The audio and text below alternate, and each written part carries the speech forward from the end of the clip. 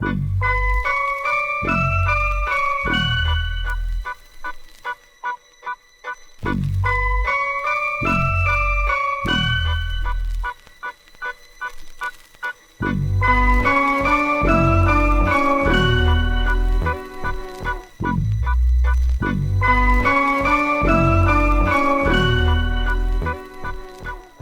now we've come to the meat and potatoes, and that's the topic of Discord. So for today's topic, we want to know, does chivalry exist in the mind of a feminist? As simple and as plain as that sounds. That is the topic of Discord today. Go ahead, Scotty Dome. Okay, so before we begin, am I being seen as a feminist here? I didn't put you in that category. I never would make that assumption. I'm not even sure what gender you are. I'm waiting on confirmation for my pronouns. But I mean, you are the only woman here and most likely the feminist of the group. But again, I don't know.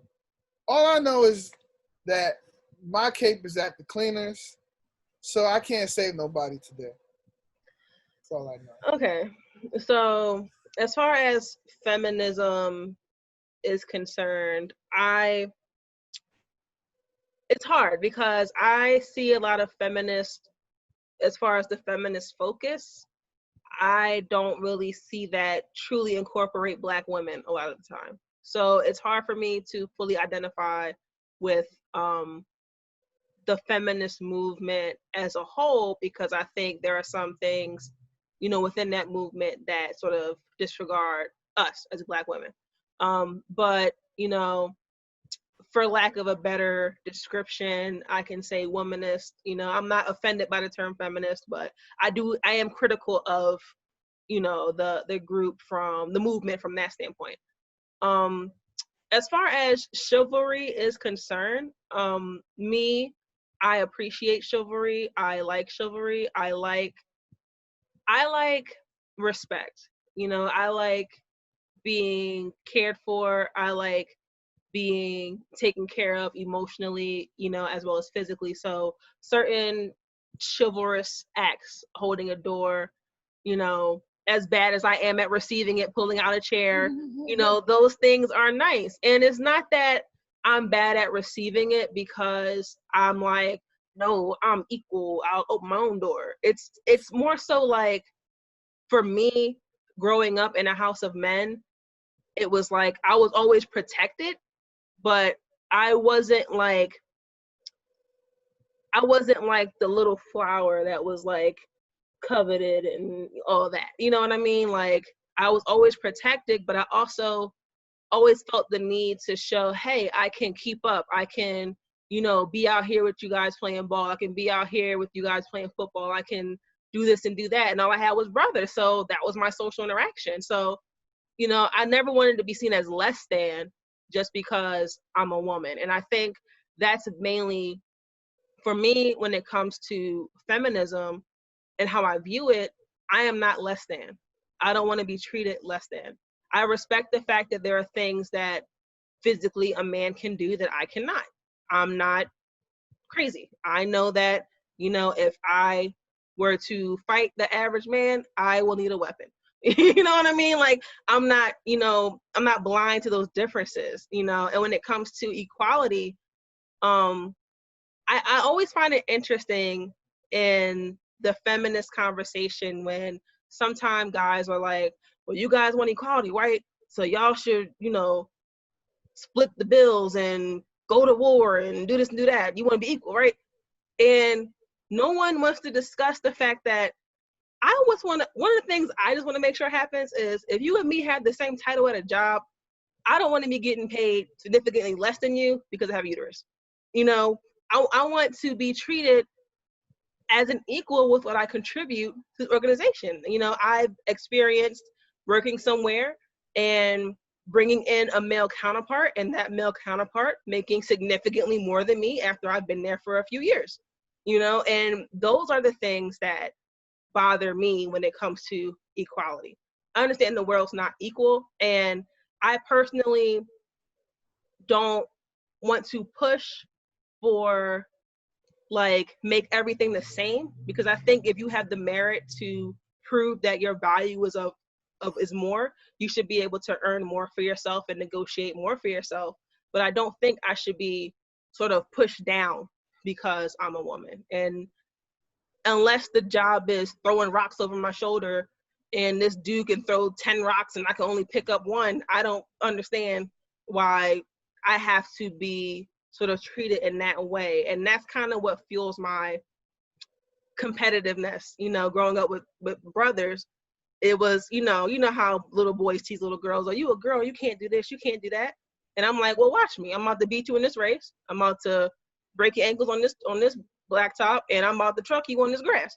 You know what I mean? Like, and it's just like the competitiveness of me is what kind of fuels, you know, the drive to want more. But as far as romance is concerned, I want to be treated like a lady. And I think that's something that a lot of women appreciate. You know, I'm not a man. I don't want to be treated like a man. I want to be treated like a lady, especially in my background, growing up with my brothers and kind of being treated like one of the boys. I greatly appreciate, you know, the door being held open, you know, my chair being pulled out, you know, the dude walking on the outside so I'm not on the curb when walking down the street. Like, you know, I appreciate those things. So for me, those things sort of show me, you know, how I'm valued to you and that you want to protect me and, you know, provide for me and do those things. So I do appreciate that. I'm not like, I don't think anything's wrong with that.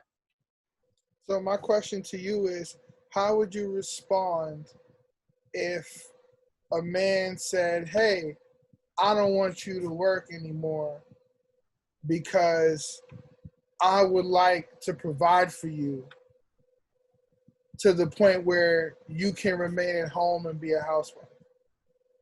Now, this isn't to say, you know, he's like, I don't feel like a woman should be in the workplace. I don't feel like a woman should play the role of provider.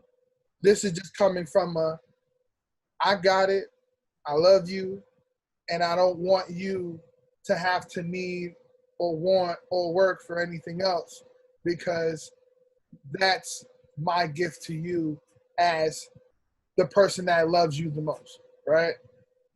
Now, if you look at it, it's kind of within the same breath, because at the end of the day, you're a housewife, right? If you accept that, you're still a housewife. You're still playing this generic role. He goes out, provides the bacon. I cook the bacon, right?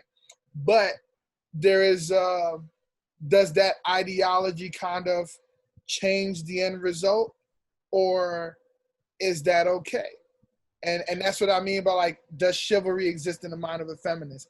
That can be seen as a supreme act of chivalry. I don't want you to work no more, baby. I got you. Just, that's like better than holding the door open, better than, you know what I'm saying, rubbing your back, like all of that. It's like, you don't got to do nothing. I got you. I feel like, oh, sorry. Does it, you know, but no, you're good. But does it, you know, infringe upon that mindset of a feminist where it's like, no, we're equal. No, I who's to say you're going to provide for me? I can go out there and make more money than you. I don't need you to take care of me in life. So where does it fall for you? I think, one, I like to start by saying, I think the role of a housewife is pretty, oh, this thing popped up, sorry, we're good. I think the role of a housewife can be pretty disrespected. Homemakers, being home with the kids all day, taking care of home, that's a lot of work. It is. I watch my nephew for a couple minutes and I'm like, oh, Jesus. You know what I mean? Like, children are a lot, and a couple of them, it's a couple of a lots. So I think, you know, the role of being a housewife is one that should be respected, because your home is the foundation of your family. And I think that is very vital to the trajectory of your family, you know? So I think that's very important.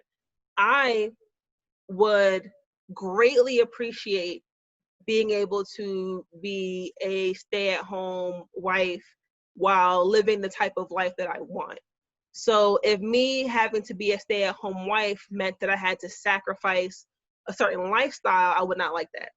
Because I think for me to enjoy being a stay-at-home wife and not constantly feeling like I need to do more to help create or maintain a lifestyle, I need to be very comfortable and secure financially to accept that position, because I will feel like, hey, I can do more so we can do this, you know, because I want to contribute to our family in that way.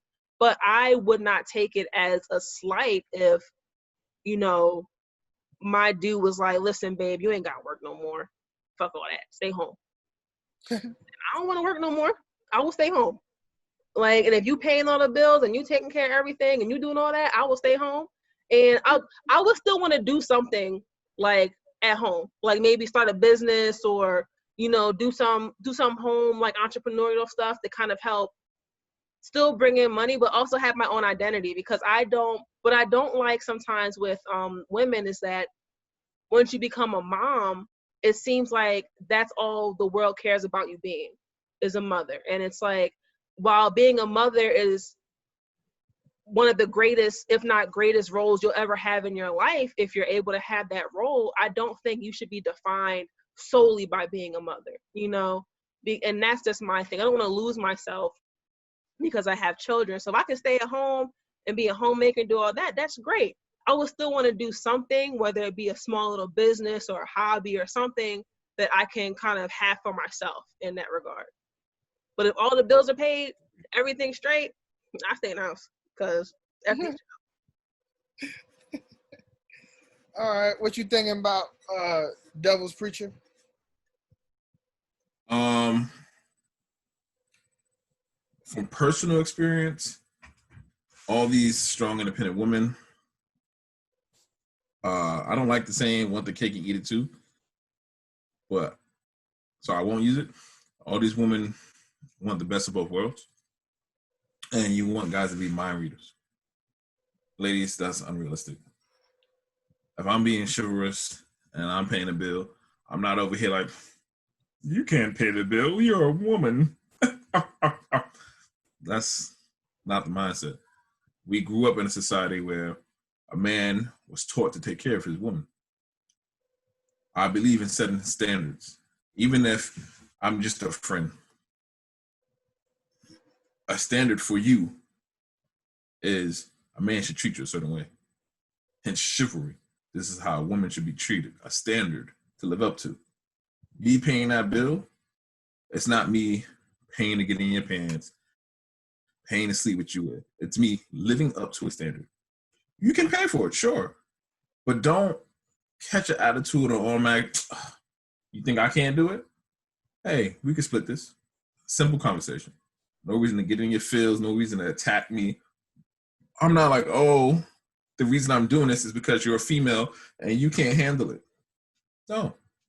That's not my mind frame. That's not most guys' mind frames behind being chivalrous. I don't want you to get in your feelings because you paid the bill after we just had this conversation. I don't hold the door. Oh, so you can't hold the door for me? What you mean? You just told me how you got it and you strong and independent and you don't need no nigga. But now, if I don't hold the door, is a problem? Come on. It's just a lot of little things. If you, something Scotty Jones said, the reason why you don't walk on the curve side is not only because it's for protection and a guy is putting himself in a dangerous position for you, you know, it's also because of what it stood for. Standing by the curve or walking by the curve side meant you were for sale. You're not a prostitute. Step over here. And it doesn't hurt you. It doesn't kill you. It doesn't make you less of a woman. Why fight that? Why? And you can't advocate, being chivalrous is gentlemen are a dying breed. There's no chivalrous men, but you don't let us.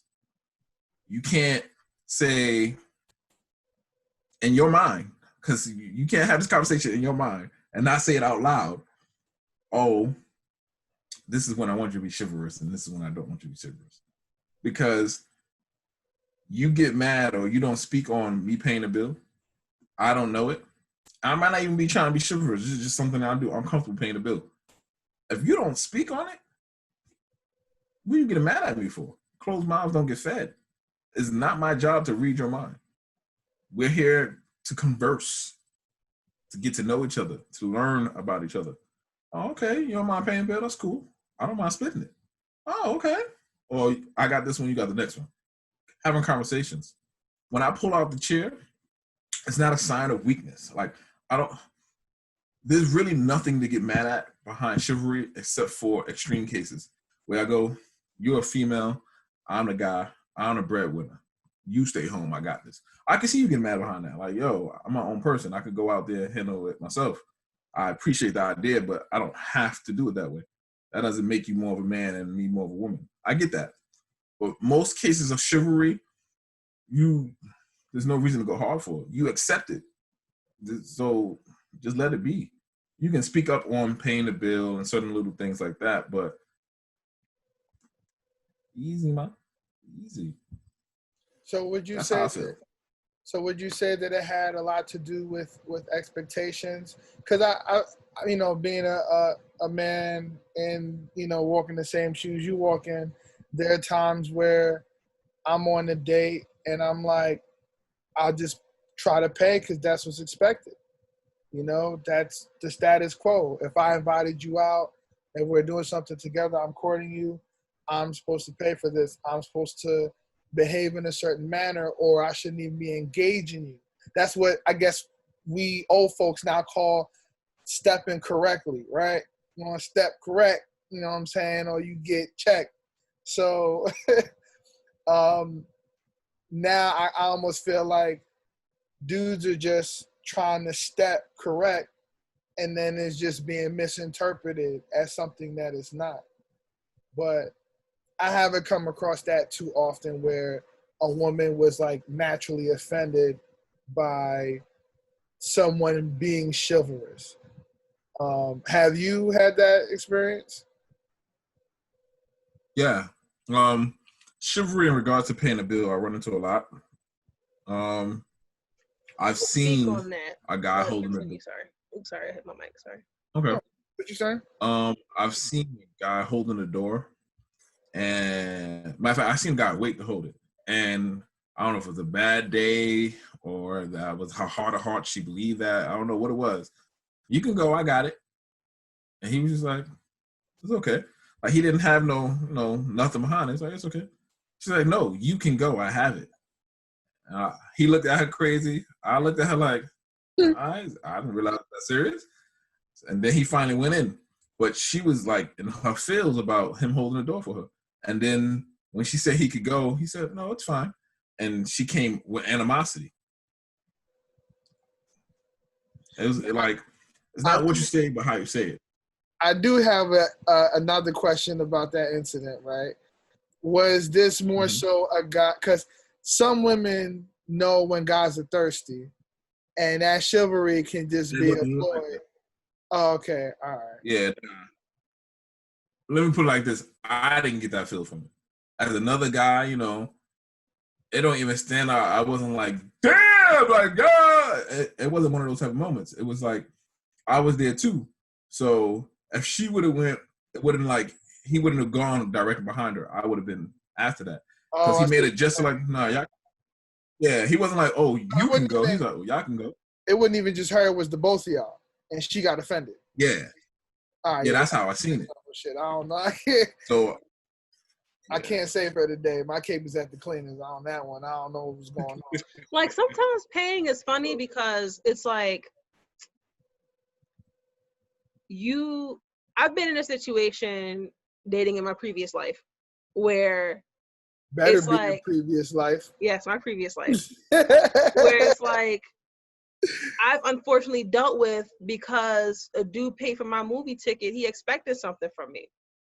And it's like, I don't want to feel like I now, because you pay for a 2 for $20, now I'm supposed to be giving something up because you pay for that. And it's just like, so I just pay. I split it and just pay because I get the vibe when I feel like you're gonna feel like I owe you something, or you done really broke bread for me, and like, you know, and it's just like, if you want to go out and it's genuine and you feeling me and that's what it is, I shouldn't be made to feel like, oh damn, if I don't do something tonight, it's gonna be a problem, you know. And I've had that over the smallest of gestures, you know, that I'm like, you know, I'll pay for the whole thing. Go ahead. Because I don't want to feel like now I'm gotta compromise something because you spent a little bit of money.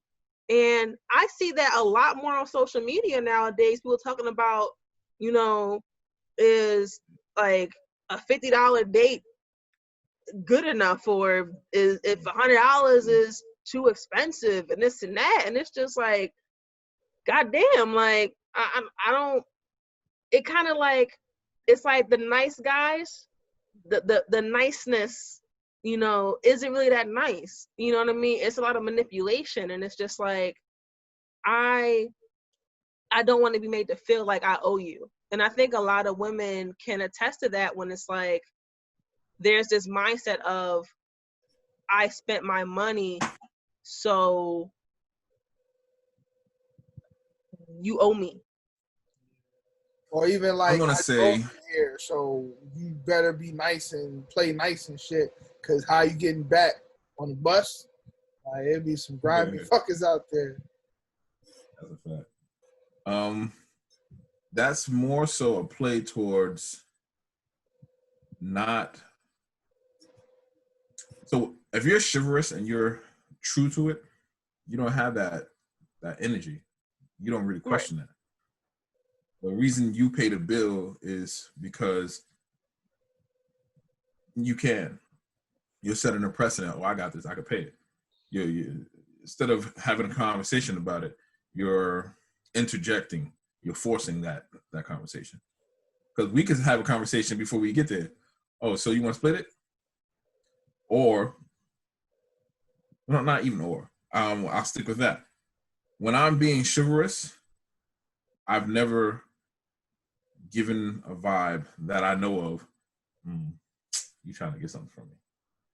In fact, I correct that. I have a female. She told me she's had guys approach her with ulterior motives, so she doesn't feel comfortable receiving things from men. And I go, that's cool. So pay for it. And I got that look. I was like, pay for it. I told you my agenda. And my agenda is not to go out and spend all this money so I can sleep with you. I don't got to go around the world just to get to sleep with you. I go pay a prostitute. Like, hey, I want sex. Boom, bang, boom. This is the money. We don't got to do pleasantries. Just let me get my nut. But people aren't honest. And when you're not honest, you get all that tippy-toeing and not being able to communicate. The reason that you went out with me, the reason that we exchanged numbers and we're communicating is, one, physicality. You saw something you like. We reciprocated it. And now we're at this point where, all right, can I stand a conversation with them? Are they mentally stimulating? So sex is a foregone conclusion, whether it happens right away or later down the line. And to be honest, one night stands would be more often if people were honest. Oh, I don't want to look like a hoe, or I don't want him to get the wrong idea. The idea is we're both physically attracted to each other. That's the reason we're here. But so, Mr. DP, you are very mature in that thinking. And I agree with your thinking, but you're very mature, because dudes, like, if a girl's feeling a dude and she want to do it, he's like, damn, I can't deal with her. She gave it up so fast. Like, guys be talking like that. And it's like, as a man, what is wrong with you that a girl shouldn't give it up that fast if she wants to, if she's feeling you? Why do you feel like a girl shouldn't be feeling you like that to want to give it up that fast? Like, why do you see it as a flaw in her because she feeling you like that? I don't get it. I actually feel like the most chivalrous thing a woman could do is that. Let me stop.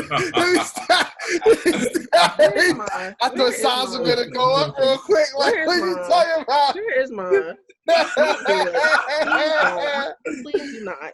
But I think it plays into, well, just PSA for the young gentlemen out there listening to this podcast. Even though no one young should be listening to this podcast, I want to also put that disclaimer out. At the end of the day, I don't do 18 and old already.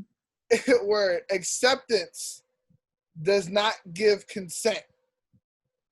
So because a woman accepts a nice gesture does not mean now she's consented to sucking your dick later or giving you some ass later because she said thank you for the ride.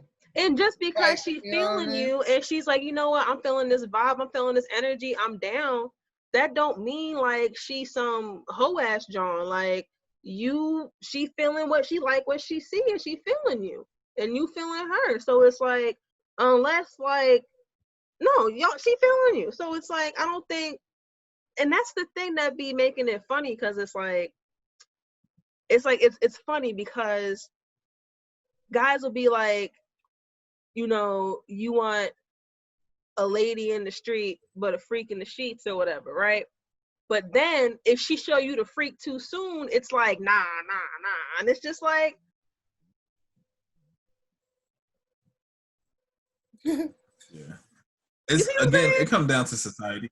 Yeah, that's a society thing, because you really don't have a problem with it. It's like, oh, you got that? But when you think about confidence, like, oh, you got that? Yo, bro, you sure? It's just another way to keep women down. Y'all been through so much that these little subtleties are ingrained in men's mind that you don't pick it up. It's a natural reaction. Oh, she gave it up on the first date. She might be a hoe. Oh.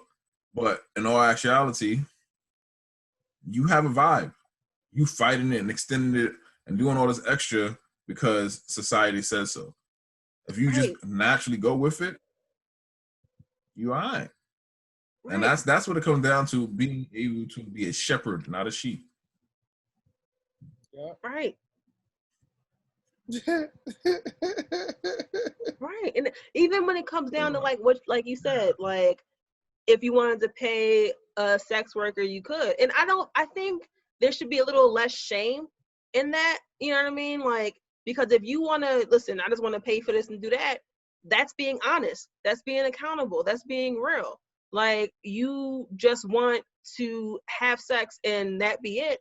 You know, a lot of people aren't truly communicating that's all they want. And they're trying to get it from people who ain't really just trying to do just that. And I think if you're just being honest with and accountable in what you want, what your end goal is, and finding people to reciprocate that, I think there'd be a lot less confusion, because it's just like you said, like, we all trying to fit these narratives that don't really apply to us. And it's not okay. I mean, it's okay that the narrative doesn't apply, because everyone's unique and every situation is going to be unique. And just because, you know, I may have did X, Y, and Z with you on the first night doesn't mean I'm doing X, Y, and Z with every single person who winks at me. Like, you know what I mean? Like, you may got the juice, and that's what it is. And you know what? I'm feeling it, and I want to sip. Like, that's what it is. Like, come on. Like, and that's okay. It's okay to be thirsty at times. It happens. Sometimes you want to drink. And sometimes, you know what? If that person's willing to give you a sip and you want to sip, y'all help each other out. Speaking of sips, this segment was brought to you in part by water. When it came to water, put that disclaimer out. Coming soon. But I think it comes down to honesty. I think it comes down to honesty, accountability, and also being cautious but being open-minded.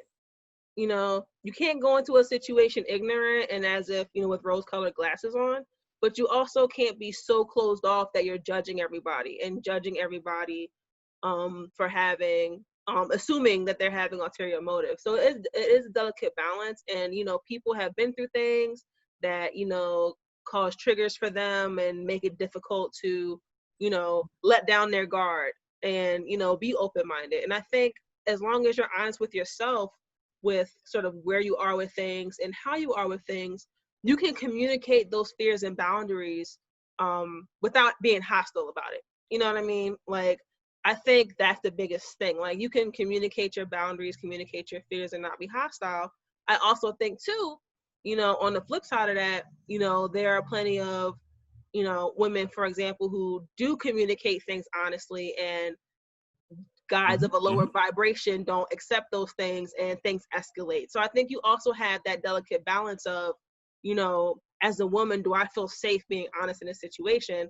You know, I've been in situations where, you know, unfortunately in my previous life, dudes like hand me up in the street because I rejected them and called me out my name. And I had a dude pull a gun on me before because I turned down his advances. And it's just like, guys, some guys out here don't have that, like, don't have that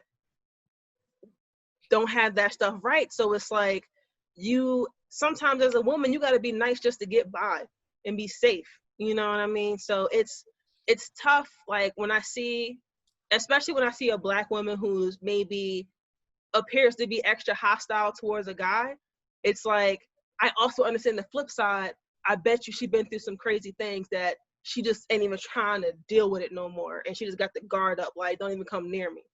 You know what I mean? So it's like, I think it takes understanding for sure. And outside of the craziness, you know, craziness aside, honesty and accountability with what you want and what you're trying to do. Yeah. And if That's you gonna got be a the fun juice, conversation. if you got the juice and she want to sip, it's all right. It's authentic. And don't everybody ain't got the juice. So you ain't gotta sit here and put her in the whole box. You know what I mean? Because if she got the juice and you trying to sip, we ain't calling you a hoe now. I mean, somebody might, but that shouldn't be the case. You know what I mean? So. And all them dudes that be with them girls, like, yo, my girl great in bed. My girl be throwing that thing on me, and man, I'll be on the moon afterwards. She got a lot of practice, my guy. Before she ever met you, I'm sure she had a lot of practice. She could be naturally talented. Listen, she could be. Some things come to you naturally. But I know a lot of them are not. A lot of them, as you said, had previous lives. Were born again. You know what I'm saying? So it's like, listen, first of all, that comes with some mileage. You might get cussed out. Watch yourself. Okay, all right. I'm sorry. Watch yourself. I'm sorry. Please talk to me nice. I didn't mean nothing by it. Please talk to me nice. Watch yourself. But I think this is a great time to segue. But before we do, if you know anyone else online wants to kind of chime in, please comment below and just kind of let us know how you feel about it. Does chivalry actually exist in the mind of a feminist? It exists, and it's wonderful. It's wonderful. You know, do you feel the way that Scotty John feels? You know what I'm saying? I feel great. It's wonderful. You know, and then also, do you like the name Scotty Jones better than Scotty John? You know what I'm saying? Because that was kind of like a happy accident. I was like, hey, Scotty Jones. That's kind of